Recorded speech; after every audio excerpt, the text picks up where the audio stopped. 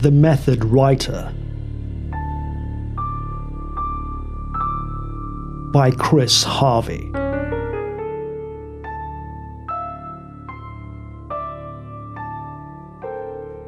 Steam hung like a milky curtain in the small bathroom.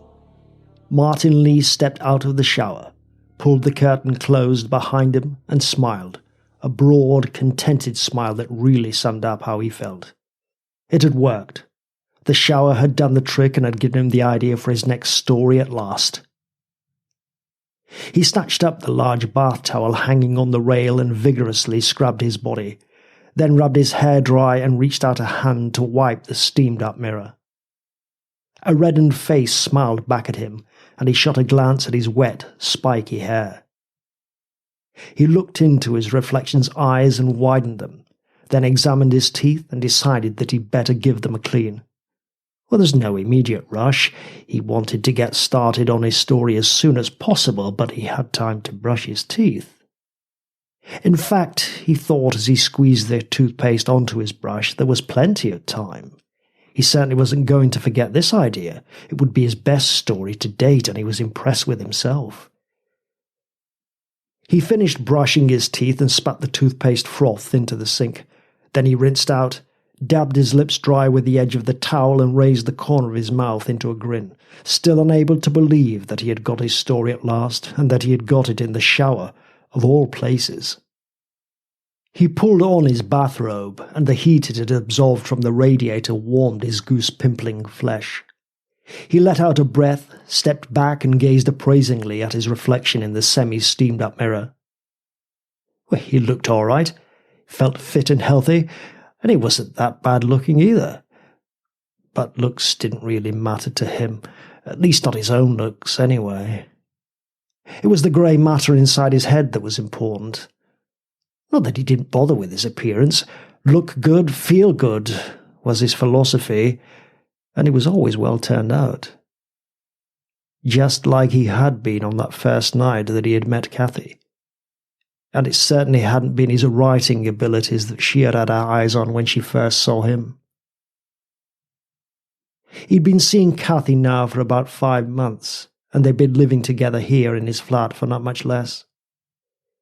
He'd met her one night when he'd gone out with a friend. The friend had brought his girlfriend, and she'd brought her friend Kathy. He and Kathy had got talking, seemed to get on well, and he'd certainly found her attractive. Brunette, big blue eyes, cheekbones like wing mirrors, and slim. In fact, the sort of girl that everyone would regard as good-looking. One thing led to another, and before he'd known it, they'd slept together and he was asking her to move in with him. And everything was fine. He'd grown fond of her, and she seemed to feel the same way. But that had been 5 months ago. Recently, over the last 4 weeks, their relationship had started to go downhill. Kathy was staying out late, and the natural suspicions had started to niggle, though ever so slightly at first, in his mind. Was she seeing someone else? Martin sighed, and his mind faded from thoughts of Kathy and back to his precious story. The steam was beginning to thin out in the bathroom, and he decided it was time to prepare for his 6 or so hours at the typewriter. He preferred to work at night. He was able to concentrate more, and the ideas seemed to flow better. He opened the bathroom door and stepped into the hall, his feet sinking into the thick pile of the carpet. The fibres felt good between his toes, and the heat enveloped him. He felt really good, warm and comfortable, and with a strong desire to get to work. He flicked off the bathroom light. As he stepped into his workroom, another smile crept across his face. Every time without fail, the room had very much the same effect that a playroom had on a child, for everything he needed was in this one room. Drinks cabinet, many books and magazines, some containing his own work, trinkets and mascots, cuddly toys given to him by Kathy, and of course his desk, his typewriter perched on top. Various pens and pencils stood in pots and holders, and in the far corner stood a tall filing cabinet where his original manuscripts were kept. He moved over to the drinks cabinet, poured himself a whiskey, then sat down at his desk. He lifted the glass to his lips and took a large slug of the amber liquid, wincing as the liquor burned its way down to his stomach. He let out a breath and put the glass down, then reached for a sheet of A4. As he fed the paper into the typewriter, he tried to think of a title for the story.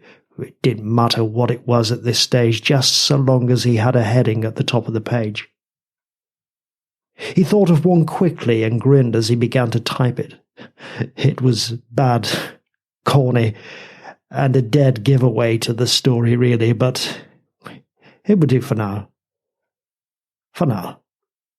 He sat back and drank some more, allowing his eyes to wander around the room as the liquor warmed his insides and he pondered over his ideas.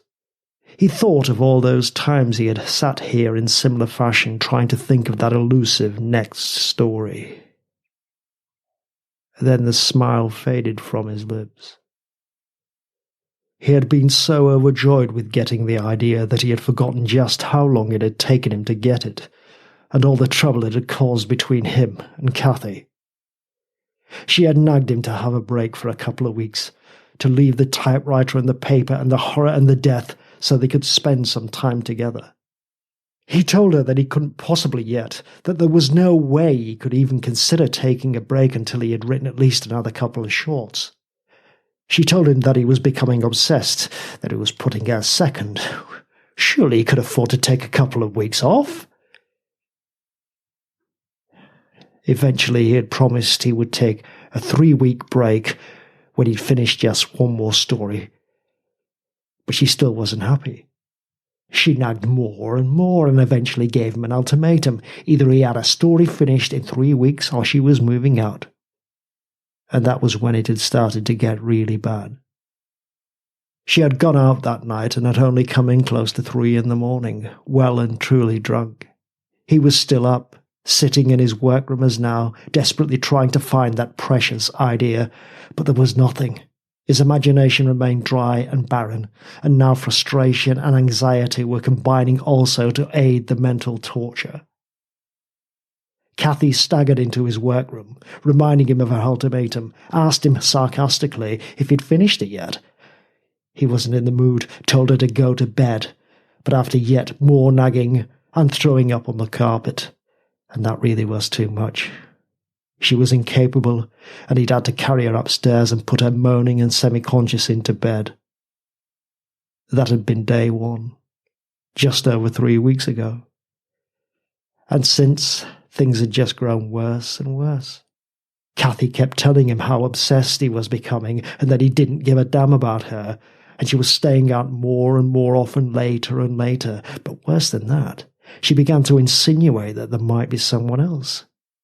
It had been a slip of the tongue, so she had made it seem, for he knew that she could be a good actress when she wanted to be, and he wouldn't put it past her to try and wind him up by lying.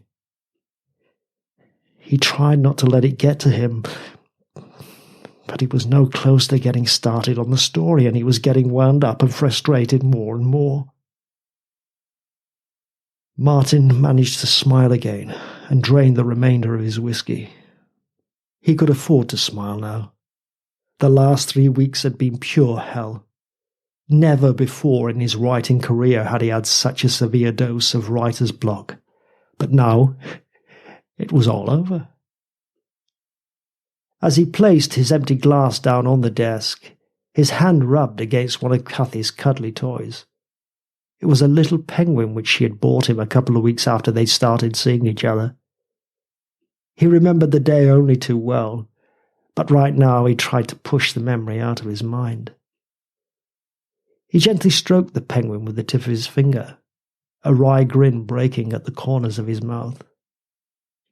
Shifting his eyes back to the paper in the typewriter, he stared at the lousy title and cringed. It would have to be changed. It looked even worse now. He glanced up at the clock. 2:27. Returning his eyes to the penguin, he contemplated the idea that Cathy had been seeing someone else. He wasn't jealous anymore. He was past caring. He had better things to think and worry about. But he couldn't help wondering all the same. And then, suddenly, he stood. And still holding the penguin, he turned and walked out of the room, promising to change that lousy title when he got back. In the bathroom, the steam had fully cleared. The room was quite chilly due to the open window, and Martin moved over to it and pulled it closed. It would start to warm up now. His face was impassive as he turned to the shower. The curtain was drawn fully closed. He reached up and in one sudden movement threw it open. Kathy's wide, dead, glazed eyes stared up at him, an expression of pure terror still etched into her broken and smashed face. Her teeth were broken, her nose fractured. One of those wing mirror cheekbones was caved in. She was still fully dressed, her black stocking legs splayed apart. One of her high heeled shoes lay near the plug hole, and nearly all of her red-painted nails had been broken, ripped off as she clawed desperately at the walls for her life. He hadn't meant to do it, but tonight had been the last straw. She had gone out again. More frustrated than ever because he still hadn't got a story, he'd got really depressed. It was suddenly all too much. He'd had a few drinks to see if that would help. It hadn't. So he decided to take a shower. A nice, hot shower. Well, maybe that would help. And then he'd heard the key being turned in the flat door. Kathy. He prayed that she wouldn't start tonight, hoped desperate that she'd just go straight to bed. But it was too late. She was already in the bathroom, pulling the shower curtain across. She was really drunk again, started to grab at him. He inched away. She started nagging again, called him weird and a wimp, asked him if he'd finished his story yet. His back was pressing hard into the tiles behind him and he couldn't back away any further. He watched her heavily made-up face contort and crease, her blood-red vicious lips curl and pout, her eyes bulge out of their sockets, heard her brag that she'd found someone else that night, someone who could show her a really good time, someone who had done just that. He'd only grabbed her head to shut her up. But the next thing you knew, he dragged her into the shower and was pushing her face into the wall. She was a lot weaker than she should have been because of the drink, but that didn't stop her screaming as he'd mashed her face into the tiles. He'd heard bone cracking and giving as he'd rammed again and again, Kathy's arms and legs punching and kicking for dear life, but he was too strong for her, and he'd had quite enough, thank you very much. Before he was even fully aware of what he was doing, Kathy had gone limp and soft in his hands. And quiet. He let go of her and she fell to the floor of the shower. He looked at her face and into her wide, lifeless eyes. She looked scared. It was at that moment that he had got the idea. It just came to him, a vital spark igniting the flame of his imagination. He smiled, then laughed, and pushed his head under the hot shower spray, closing his eyes and knocking his head back, his smile widening further as the spray pelted his face. He couldn't believe it. Now, after more than 3 weeks, he had got his story at last. What a way! What a method!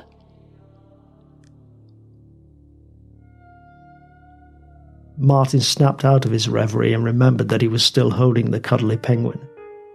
He stared down at it for a moment, then threw it into the shower with Kathy's corpse. It bounced off her chest and came to rest in between her legs. Now, it really was time to write. In his workroom, he poured himself another drink, snatched the piece of paper with the lousy title on it out of the typewriter and scrunched it into a ball. Then he fed in a fresh piece, smiling again as he ridiculed the lousy title to himself. Death in the Shower. Dear me, he had a much better one than that. He quickly typed in 3 new words and sat back, taking a drink as he admired them. The Method Writer. He repeated them to himself, liking the sound of them much better. Then he drained his glass and repositioned the typewriter carriage. He had 2 more words to type before he could get started on the story proper. A name. His name. Not his real name, of course, but the alias, the pen name that he always used when he wrote. He finished typing the name and rubbed his hands together. Now, he thought, what about that opening sentence?